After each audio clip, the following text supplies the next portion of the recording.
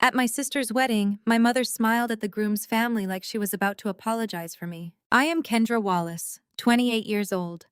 According to my family, I am the dark stain on their perfect day at the Willowmere Lakeside Chapel and Ballroom. My mother stood near the VIP table, holding her champagne flute. Her voice dripped with that sickeningly sweet tone she always reserved for humiliating me. "She just scrubs toilets for a living," she told them, gesturing dismissively in my direction. My stepfather didn't miss a beat, adding coldly, "We stopped trying to dress it up years ago." I sat perfectly still.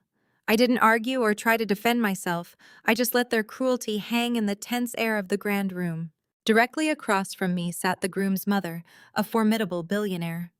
While others chuckled or looked away in polite embarrassment, she didn't. Her piercing gaze locked onto me, her eyes narrowing as if she recognized something hidden beneath my quiet demeanor. What my mother didn't realize was that the powerful woman she was desperately trying to impress wasn't just my sister's new mother-in-law. She was the same executive who had personally signed a contract with me just days ago. She knew exactly what Sterling Shield Systems really was. If you have ever been made to feel small by the people who should have protected you, stay with me. And if this story hits close to home, subscribe and tell me where you are watching from. I grew up in a house where love was measured by how good you made the family look. My childhood began in a cramped, drafty apartment in a forgotten corner of Wisconsin. During those early years, my parents, Marlene and Douglas, were constantly exhausted. They worked demanding, back-to-back shifts just to keep the heat on and put food on the table. The walls of that tiny flat absorbed every stressed whisper about past due bills and every bitter argument over empty bank accounts. I was their firstborn, brought into the world during the absolute lowest point of their lives. Marlene never explicitly sat me down and told me she hated me. She didn't have to. Every time she looked at me, her jaw would tighten. I was the living, breathing reminder of their financial failure. I represented the era of cheap clothes, unpaid rent, and profound desperation. She wanted to erase that chapter of her life entirely, and unfortunately, my existence made that impossible. By the time my younger sister April was born, everything had miraculously changed. My parents had finally secured well-paying corporate jobs. We moved out of that old building and into a pristine, two-story house in an affluent, gated neighborhood. Suddenly, my parents had a reputation to uphold. They became active members of the local church, exclusive country clubs, and high-profile charity committees. April arrived during their golden era, and she was treated as such. She was dressed in expensive boutique outfits, enrolled in elite ballet classes, and encouraged to participate in every prestigious school activity available. Marlene treated April like a glittering trophy. At every social gathering, she would parade my sister around, her face glowing with genuine pride. Then there was me. When neighbors or new club friends asked about the older daughter standing quietly in the background, Marlene's smile would instantly fade. I was introduced with heavy sighs and dismissive labels. I was always the practical one, the hard-headed one, or simply the one who never quite fit.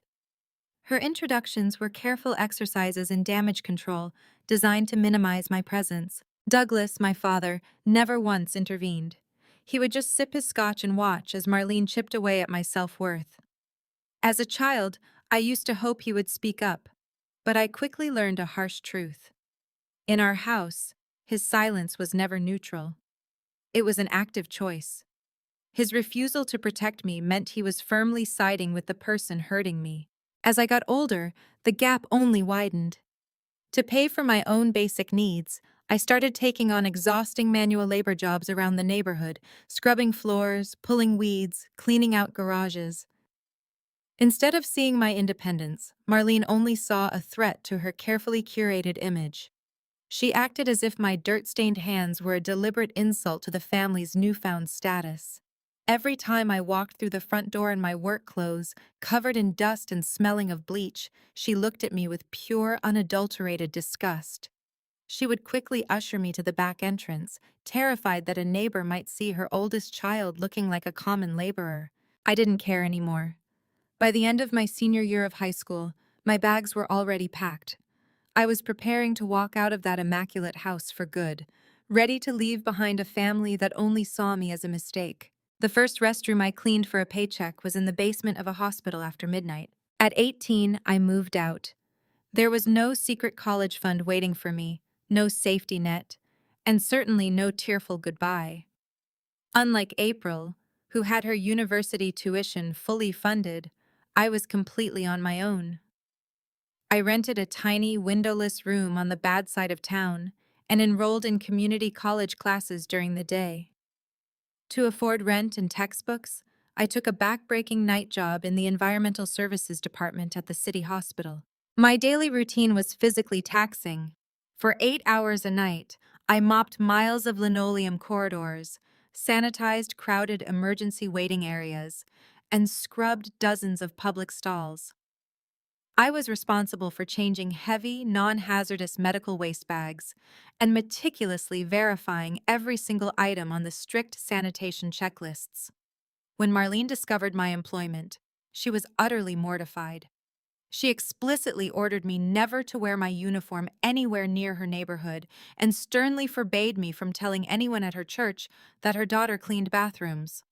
Douglas chimed in, suggesting I find a cleaner-sounding profession to avoid embarrassing them, yet he conveniently offered absolutely zero financial assistance to help me achieve that.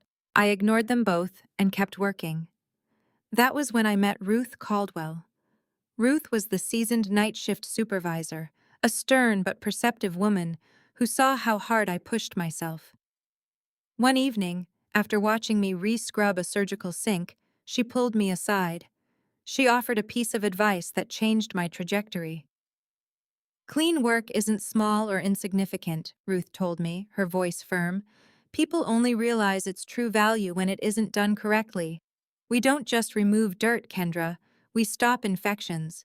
We maintain the shield that keeps this massive building running." Her words shifted my entire perspective. I stopped looking at my job as just a way to pay the bills and started viewing it as a complex system. I began to notice just how many other facilities were doing their sanitation completely wrong, cutting dangerous corners to save a few pennies. Motivated by this realization, I changed my major. I dove deeply into studying facility operations, corporate compliance, workplace safety regulations, and environmental services management. I absorbed every manual, every protocol, and every safety standard I could get my hands on. Slowly, I transitioned from holding a mop to holding a clipboard. I started picking up small, independent consulting jobs, advising local outpatient clinics and underfunded nursing homes on how to optimize their cleaning protocols and pass strict health inspections. As my reputation for turning around failing departments grew, so did my ambitions. Over several years of relentless dedication, I built my own firm from the ground up, Sterling Shield Systems. My small operation conducting minor hygiene audits soon evolved into a massive enterprise. We provided comprehensive training systems, developed proprietary operational standards, and managed compliance for large commercial real estate portfolios across the country. Eventually, my firm caught the attention of powerful corporate players. We recently signed a lucrative contract with the global conglomerate owned by Vivian Whitaker. Yet, despite this monumental success, I kept my professional life completely hidden from my family. I had learned the hard way that sharing my victories was pointless. On the rare occasions I tried to talk about my early consulting work, Marlene would immediately turn my achievements into a condescending joke, or worse, abruptly change the subject to April's latest vacation photos. So I stopped trying. I simply let them believe I was still just a failure with a bucket, quietly building my empire in the shadows. By the time I reached Willowmere, the lake was already turning silver behind the chapel windows. I arrived on time, stepping into a breathtaking space. The lakeside chapel featured glass panels offering sweeping views of the water, while the grand ballroom loomed in the background. Thousands of delicate white flowers cascaded from the ceilings, framing the VIP tables designated for the Whitaker family. The room was filled with formally dressed guests. Marlene looked me up and down with a critical eye, offering no hug. Douglas simply gave a curt nod, like acknowledging an acquaintance rather than his daughter. I noticed several open seats directly adjacent to the main family tables, but my name card was nowhere near them. Instead, I had been deliberately assigned a solitary spot at the edge of the room, near a door leading to the service hallway. When I questioned the placement, Marlene waved her hand dismissively, blaming the rigid seating chart. Yet, as I walked away, I clearly saw Douglas's heavy suit coat draped securely over one of the completely empty chairs, directly beside April's spot, effectively blocking anyone else from taking it. I took my assigned seat by the service doors without a single word of protest, honoring my promise to remain invisible. A few minutes later, Grant Whitaker walked over to my isolated table. He was strikingly handsome and possessed a genuinely warm demeanor. He greeted me with polite, unwavering respect. Leaning in slightly, he told me that April had spoken highly of me, insisting that I was the only sister she truly wanted present on her special day. His kindness was unexpected, but before we could continue our conversation, Marlene swooped in. She practically materialized out of thin air, grabbing Grant's arm with a frantic, forced smile. She quickly pulled him away, claiming she urgently needed to introduce the groom to a highly important distant relative. Grant offered me an apologetic smile as he was forcefully escorted back to the affluent crowd. As the crowd shifted, I suddenly found myself face to face with Denise Palmer. The facility director was actively patrolling the perimeter to ensure operational perfection. When her sharp eyes landed on me, a look of genuine surprise and profound professional respect washed over her face. She immediately took a step forward, clearly intending to greet me formally. Catching her eye, I gave a subtle, microscopic shake of my head, silently instructing her to keep my identity concealed. Denise caught the signal, seamlessly masking her reaction and giving a tiny, knowing nod before continuing her rounds. However, standing just a few feet away, Vivian Whitaker witnessed the entire unspoken exchange. The formidable billionaire narrowed her eyes. She knew perfectly well that a senior operations director never showed that level of quiet deference to a random guest banished to the service hallway. During the brief cocktail transition from the chapel to the grand ballroom, the guests mingled freely. Standing near the bar, I overheard Marlene whispering loudly to a small circle of elite attendees. She was proactively doing damage control regarding my presence. With a dramatic sigh, she explicitly told them that her oldest daughter does restroom work. A few of the women in the circle laughed awkwardly, shooting uncomfortable, pitying glances in my direction. I heard every single word, yet I kept my posture straight and my expression entirely blank. I refused to give her the satisfaction of a reaction. Across the room, April caught my eye. She had clearly seen the uncomfortable interaction and noticed my visible isolation. For a brief second, she looked genuinely upset and took a half step toward my table.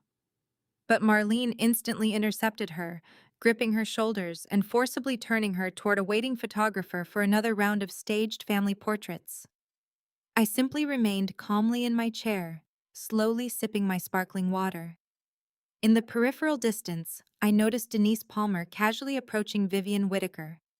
Denise finally stopped right beside the billionaire matriarch, subtly pulling out her electronic tablet, and began speaking quietly into Vivian's ear. The first real cut came after the speeches, when Vivian Whitaker asked my mother who I was. The ballroom buzzed with cheerful conversations and the clinking of crystal. The best man had just concluded his toast, and the waitstaff were clearing the plates. At the VIP table, the atmosphere was convivial until Vivian leaned across the centerpiece. Her voice was polite, yet it carried a weight that commanded immediate attention. "And the woman seated near the hall?" Vivian inquired smoothly, gesturing vaguely in my direction. "Is she April's sister?" Marlene let out an artificial laugh, slipping into her rehearsed social persona. She smiled brightly, though her eyes remained entirely cold. "Oh yes, that is Kendra, my eldest," she said, her tone dripping with faux sweetness. Before anyone could respond, she went for the throat. "She just scrubs toilets for a living." The statement was calculated to demean me completely. Beside her, Douglas took a sip of his wine and didn't miss a beat. "We stopped trying to dress it up years ago," he added. The atmosphere around the tables abruptly froze. The cheerful chatter died down, replaced by a suffocating silence. Several guests found their water glasses fascinating, while others stared down at their napkins, avoiding eye contact. I sat perfectly still in my chair near the service doors, my jaw clenched tightly. I refused to cause a scene, determined not to ruin April's wedding day. From across the large room, April's face suddenly flushed a deep, embarrassed crimson. She leaned toward her mother, her voice trembling slightly as she whispered, "Mom, don't, please." But Marlene merely waved a manicured hand in the air, completely unbothered by her younger daughter's obvious distress. "Oh, darling, relax," Marlene replied, loud enough for the surrounding guests to hear clearly. "I am simply telling the truth. There is absolutely no shame in honest manual labor, even if it is a bit unsightly." Vivian Whitaker, however, did not laugh. She did not look away in polite embarrassment like the rest of the wealthy attendees. Her piercing gaze remained locked onto me from across the vast room. Her expression was intensely calculating, completely devoid of any amusement. "What company does she work for?" Vivian asked, her tone entirely stripping away the previous conversational warmth. Marlene immediately attempted to answer on my behalf, eager to maintain control of the narrative. "Oh, it's nothing worth naming, Vivian. Just some small local cleaning outfit, I assure you." Vivian cut her off with a sharp, authoritative raise of her hand. "I asked Kendra," she stated coldly, her eyes never leaving mine. Taking a slow, steadying breath, I finally broke my silence. My voice was calm and unwavering as it carried across the quiet space. "Sterling Shield Systems," I answered clearly. Vivian's facial expression shifted instantly. There was no theatrical gasp or huge shock, but a very clear, undeniable spark of recognition flashed in her eyes. The scattered puzzle pieces had just finally snapped into place. Right at that exact moment, Denise Palmer approached the VIP table. The facility director held her electronic tablet tightly to her chest. She leaned down and quietly confirmed to the billionaire matriarch what she already suspected. Denise whispered that Kendra Wallace was not just a mere janitor, but the actual founder who had personally overhauled Willowmere's entire operational framework. Seeing the venue's employee speaking to her new in-law, Marlene scoffed quietly. Assuming Denise was just a random waitress, she made a deeply disrespectful remark. "It seems the lower staff always enjoy knowing other staff," she muttered disparagingly. That singular, arrogant comment was the breaking point. It was the exact moment Vivian decided she would no longer remain politely silent. She completely ignored Marlene and spoke directly to me, her voice echoing in the dead quiet room. "Are you Kendra Wallace, founder and CEO of Sterling Shield?" she asked firmly. I held my head high and answered, "Yes." A stunned, heavy silence crashed over the entire table. Slowly, deliberately, Vivian stood up from her chair and signaled the nearby DJ, asking for the microphone. Panic flashed across Marlene's face as her pristine illusion shattered. "Vivian, wait, there must be some terrible mistake," she stammered desperately. Vivian looked down at my mother, her eyes blazing with cold fury, and delivered her final verdict. "The mistake was yours." Vivian did not raise her voice when she took the microphone, and somehow that made the ballroom quieter. She stood incredibly tall at the very front of the room, her commanding presence demanding absolute silence. "Ladies and gentlemen, there is a severe misunderstanding that needs to be corrected immediately," she began. She looked directly at Marlene first, her expression glacial, before turning her respectful gaze toward me. "The woman sitting quietly by the service doors is not just a toilet cleaner, as was so viciously claimed. This is Kendra Wallace, founder and chief executive of Sterling Shield Systems." A murmur rippled through the wealthy crowd as Vivian continued to speak with calm, unwavering authority. For those unfamiliar, Sterling Shield Systems builds complex sanitation operational standards, extensively trains facility staff, and aggressively manages compliance protocols for massive hospitality and healthcare properties nationwide. Furthermore, Vivian paused, letting the heavy silence stretch out for maximum impact. I am incredibly proud to say I am her silent business partner. The Whitaker conglomerate relies entirely on Kendra's proprietary systems across dozens of our very most lucrative commercial facilities. Denise Palmer stepped forward, standing firmly beside Vivian. Addressing the stunned room, the facility director provided the ultimate confirmation. Willowmere Lakeside Chapel and Ballroom was on the verge of losing its operating license due to critical sanitation failures just 2 years ago, Denise stated clearly. Kendra's elite team completely rebuilt our procedural systems and retrained our entire staff. Simply put, this venue is only qualified to host high-end events today because of her expertise. Vivian nodded sharply. Exactly. This beautiful wedding is running smoothly right now, specifically thanks to the very brilliant systems Kendra created. The vast room fell completely silent.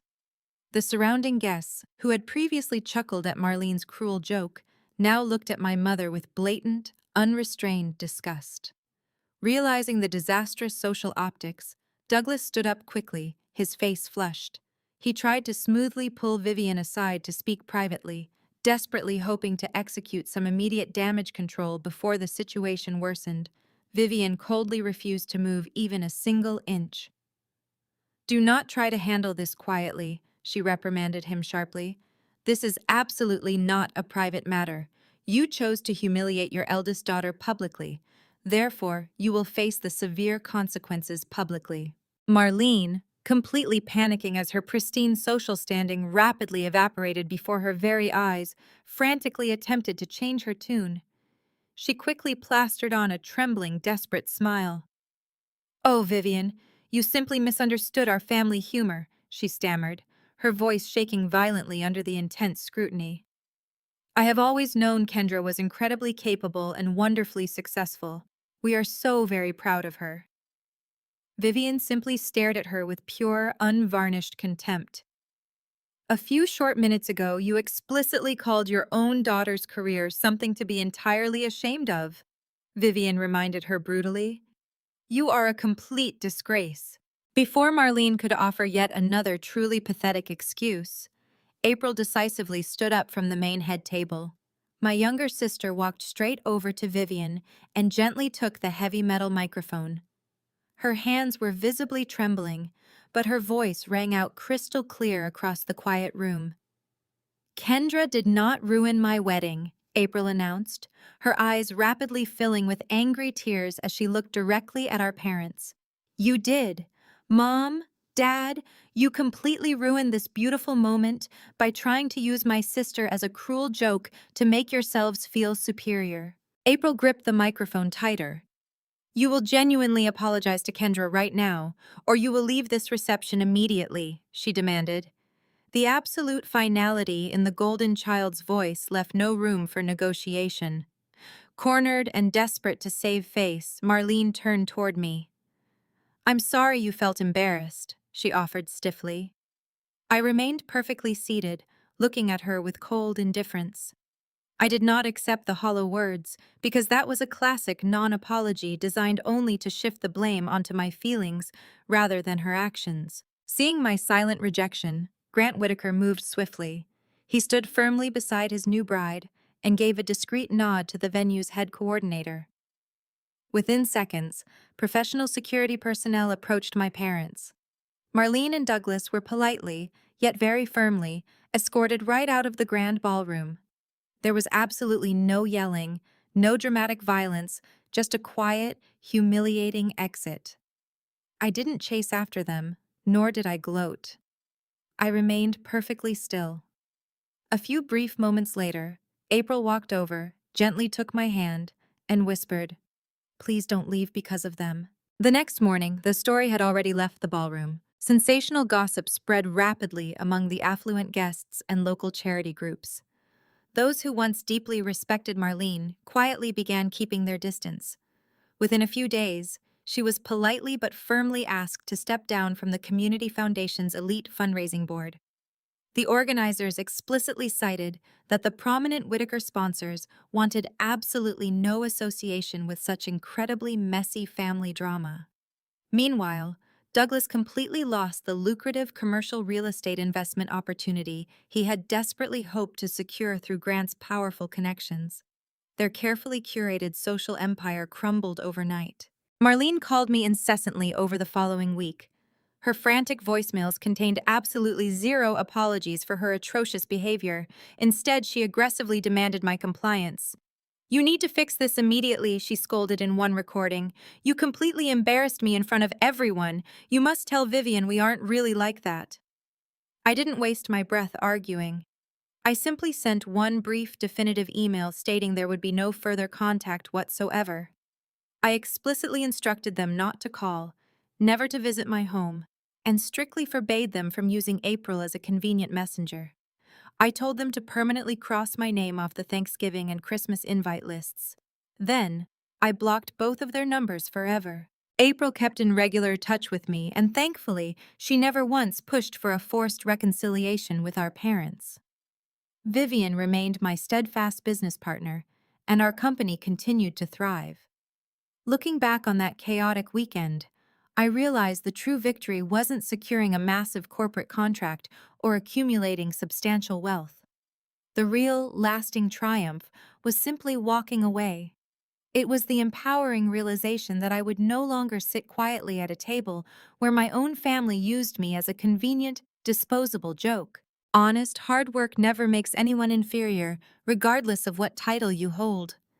Your family absolutely does not have the inherent right to humiliate or demean you just to maintain their artificial public image. Sometimes, permanently cutting ties with toxic relatives isn't a bitter act of revenge. It is the ultimate act of self-protection and profound self-respect. You deserve to be surrounded by people who value your worth. Thank you so much for listening to my story until the very end. I would genuinely love to read your unique perspective on this situation, so please share your thoughts in the comments below.